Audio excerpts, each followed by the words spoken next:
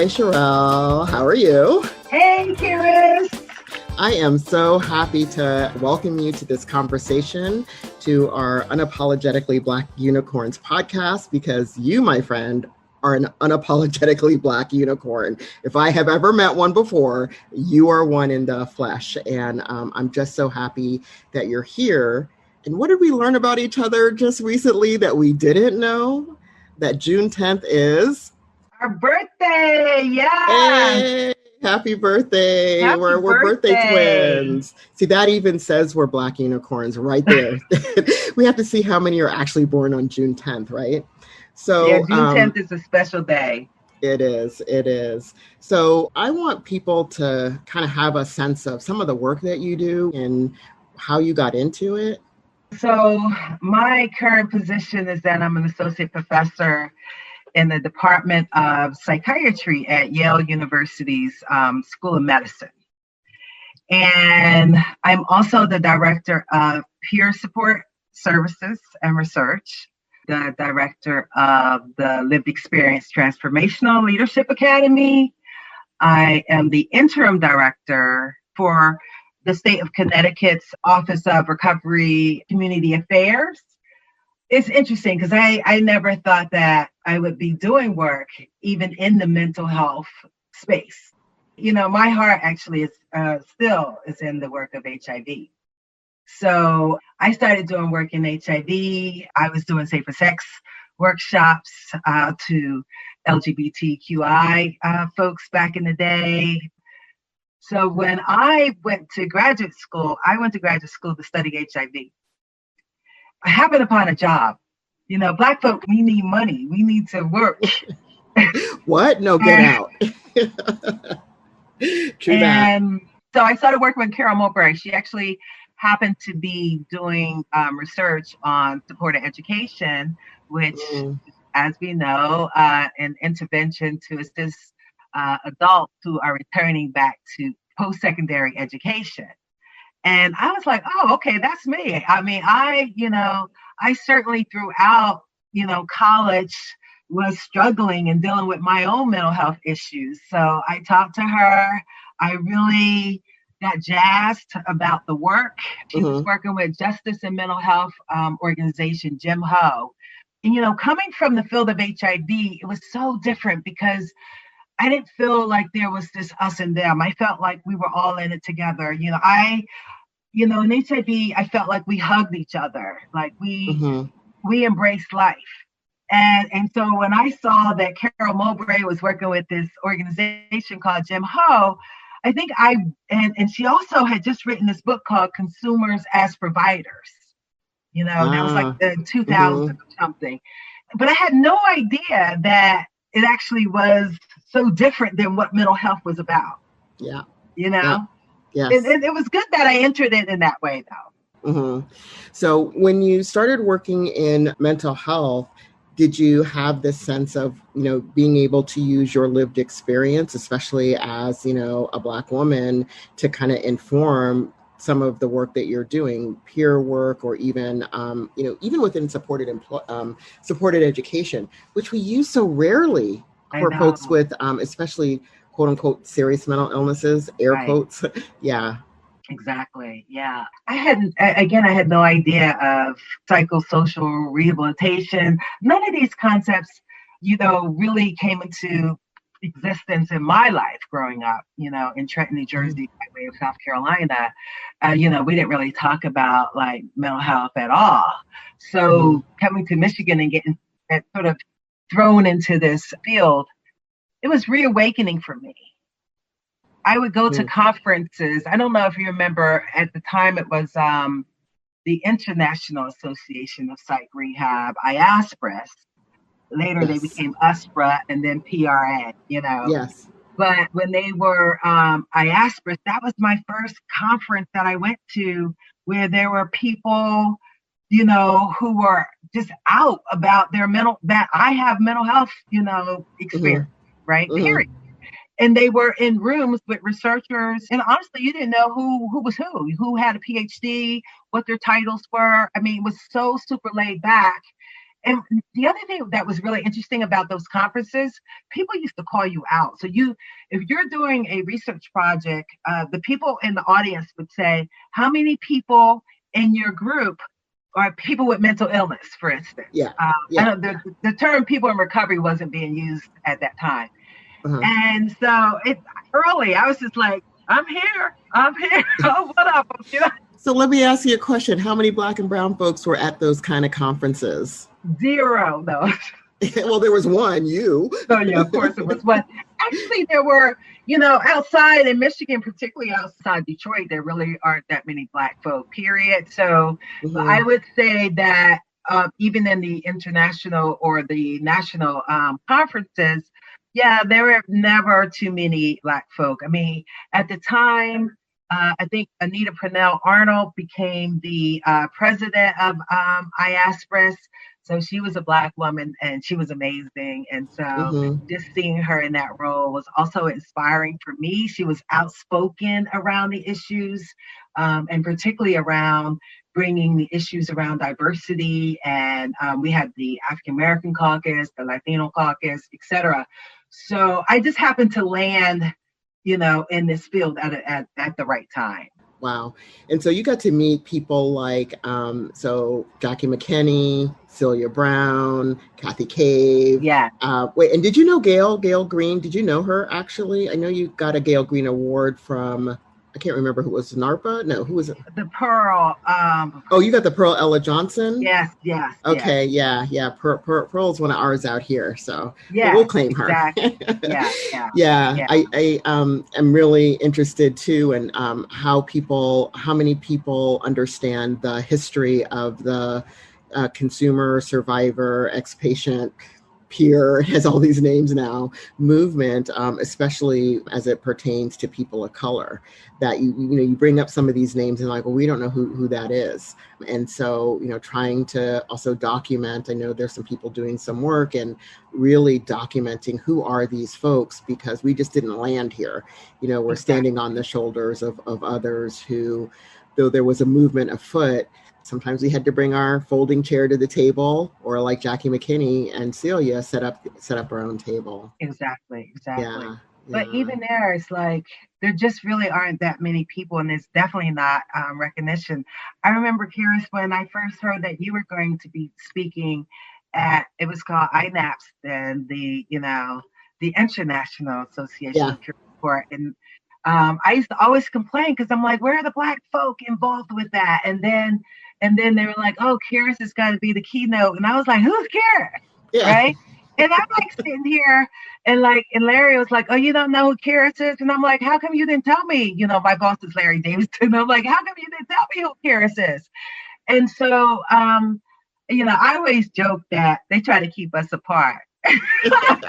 Well, I used to say, look, don't stand look, we can't have more than two of us standing together, because if it's three, people are going to say we're up to something. So disperse. We would have more than three, disperse, everybody disperse, kind of as a joke, but it's not a joke. It's not a joke. Because indeed, nobody would say anything if other folks were congregating together or talking together or working together, where, on the other hand, when Black folks do it, it's kind of like, well, what are they up to? What are they trying to take over? It's like, we're trying to do what we need to do. Exactly. I was speaking to another person, Karen Howard from MHA, and, she's their policy director, I think is policy advocacy director, I think is her title. And she said, I wanted to listen to this testimony when Representative John Lewis was alive, and I was one of the people testifying. And she said, I want to hear this person with lived experience testify. She didn't know who I was, which is fine. I am not that not popular, but well known, right? So she said, when she was looking at the screen, she's like, oh, wait, what? She's Black? And then I had never met her and seen her either. So when we finally got to see each other, I was like, but wait, what? You're Black? So yeah, it's kind of like, do we need a secret handshake? Do we need like a bat signal? Like, what do we need, do you think? Yeah, I'm hoping that there's change now. And because I know there will be, because we're going to make sure that happens. But unfortunately, I do think that there's truth to it. I feel like people kept us away from each other. and even if it was unintentionally, and in doing so, it was a disservice because I know so many people, particularly Black women, who also have kind of left, Yes. because they weren't being supported. And so in some ways, I often feel like I, survived a bunch of mess. Yeah. And that's why I'm still here, because I Mm-hmm. survived it. And also because I've had opportunities that other people didn't get. Mm-hmm. And I try to embrace those opportunities, so I don't get too sad about, feeling like, why am I like the chosen one, so to speak, Yes. And when that happens, how do you also mentor or bring up others so that they don't have the same experiences that, we're talking about right now? Yeah. I mean, you do a lot of participatory research, so a person doesn't have to be a PhD researcher, but they still can participate in some of the research you're doing or the programs you're doing in leadership and in roles. Would that be about accurate? That's very accurate. Again, I think that the work that I've done in HIV really centers me around community and the importance of community and embracing life. And even though for many years I was suicidal, just always in and out of psychiatric ER. I used to joke, but it was true. They actually didn't, they would just send me home because they said I had goals. So I could come up with, a bunch of goals to get me out of there. But I think that what's really important to me is, and I know I used the slogan, Lift As We Climb, from the National Colored Women's League. And I fell in love with that slogan many years ago.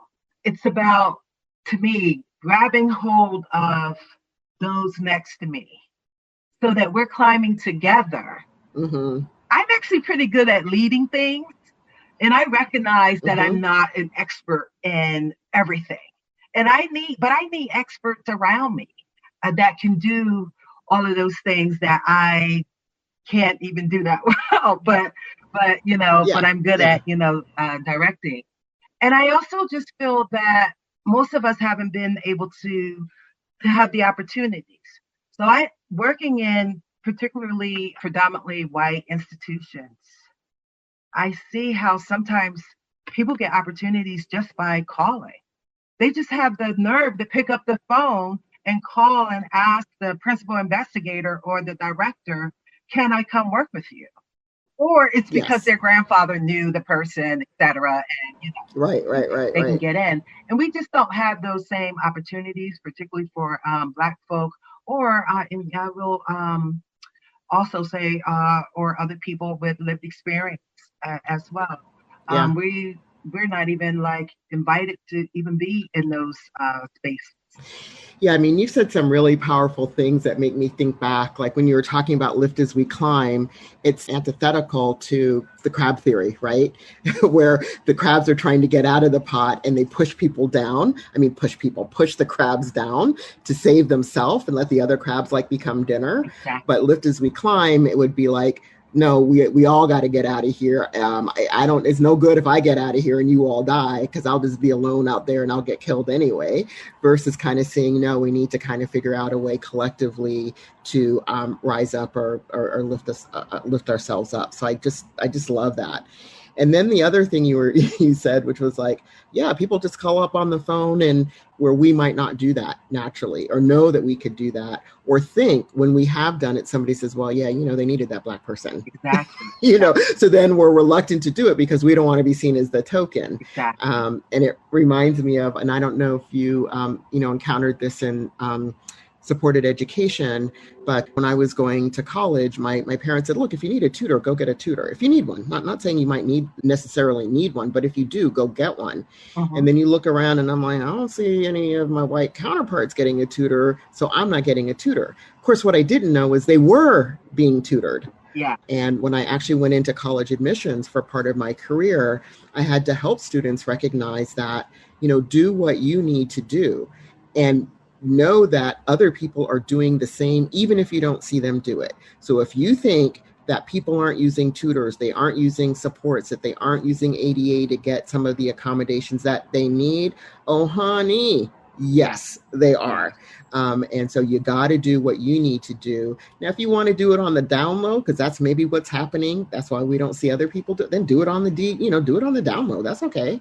But don't not do it because it's something that you need. Right. So I think it's interesting that the very things that other people use to advance themselves, if we use it, it's seen as something possibly detrimental, or we internalize it as something detrimental.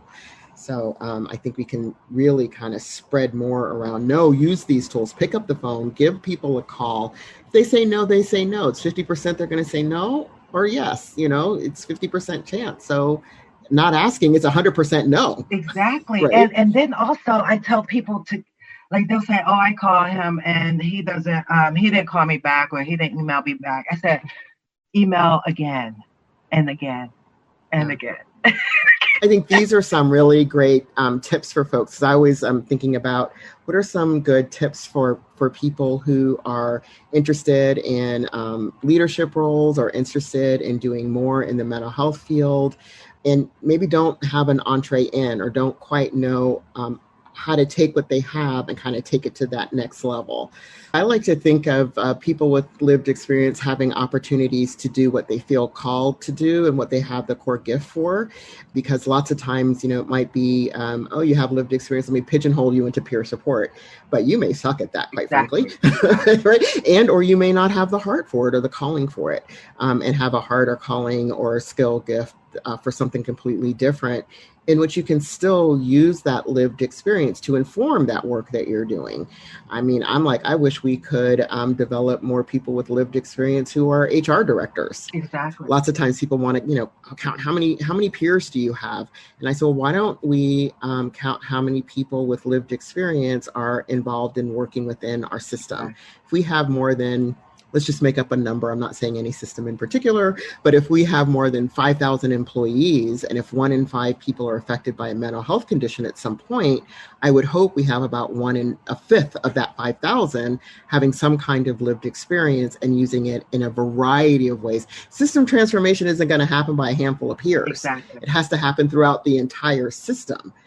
I've had people say to me, why do you need to say that you have lived experience? Like, why can't you just be Chyrell? Like, why do you need to point that out? Mm-hmm. Yes, I get asked that lots of times. And sometimes, Chyrell, I forget when, like, one time, like if people ask me to go, oh, come and talk about blah, blah, blah, blah, blah, and we'd love to hear your lived experience story. I'm like, right. And so I have to think about, how am I going to integrate my story or a piece of my story in what it is I'm presenting, versus the presentation being my story, which is a little bit different. And I'll never forget one time NAMI Glendale asked me to come and speak, and I'm speaking about, I don't even remember what. I think it was probably peer support or mental health reform or something like that. And they're like, but wait, aren't you a person with lived experience? I was like, well, yeah. Well, you never talked about that. You didn't even tell us what your diagnosis is. And I'm like, I didn't. And I'm thinking, can you tell me why that would be helpful for you? Right. And, it was people who wanted to have hope for their loved ones. Quite frankly, it was a large family group, that particular group. And so the way I think about it is, the disclosure is with intention to serve some sort of purpose. It's not just to disclose for the sake of disclosing. I feel the same way. I mean, I disclose. The first intention is, though, really to highlight the issue, right? Mm-hmm. So I just know too many people that have lost their lives because of feeling the need to keep it all in. Mm-hmm. And, their families feeling the need to keep everything secret. Mm-hmm. And because of that, I just feel like it's important to say, if one other person feels comfortable, then to feel more comfortable about who they are. That just is more meaningful to me than anything else, right? Yeah. But I think for me sometimes, but going into the detail of the story, because I actually have a sister. My sister is Tona Buck, and she's a total extrovert, motivational speaker, amazing woman. Mm-hmm. You have to meet her. Mm-hmm. her whole issue and platform is around sexual assault and abuse survivors, because we're both survivors. And so she's completely out and completely open. And so I was supposed to be doing a podcast, and I was talking a lot about my experiences with suicide and being a Black woman and what that meant, you know, in my family. And unfortunately, I ended up not doing it with them because I overheard them say when I listened to the recording that, oh, she talks about this all the time.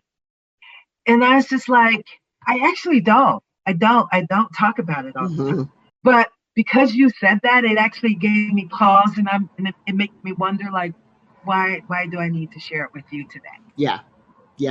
And do they understand the power of the share? Exactly. Yeah. Exactly. Yeah.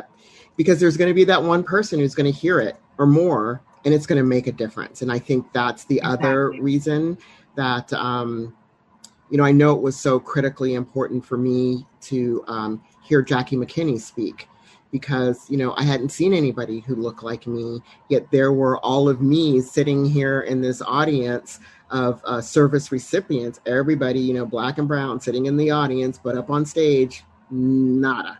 There was not a, chocolate chip, a brown spot. There was nothing, whatever euphemisms we want to use. There were no Black people on stage. There were no Latino people on stage. And I thought, no, recovery must not be for us.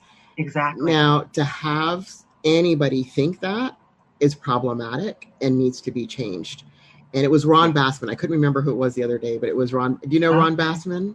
Of all people, Ron Bassman, right?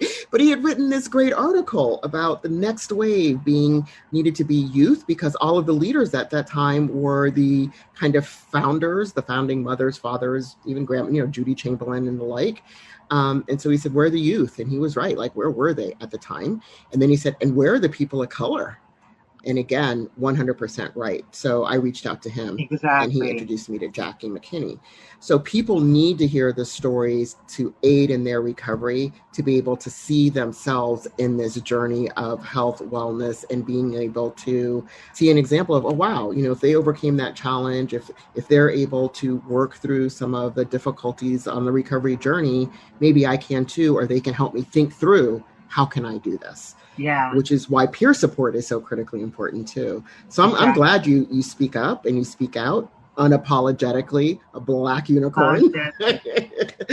And so if there was like one thing that, there's just so many things I want to go more in depth with you in, but if there's one thing that, we could share, or you could share with folks who may be going through similar struggles, to give them some hope, or if there's number one, what would that be? And if there's one reform thing that maybe we need to be looking at collectively for Black and brown folks, especially those with mental health conditions, what would that be?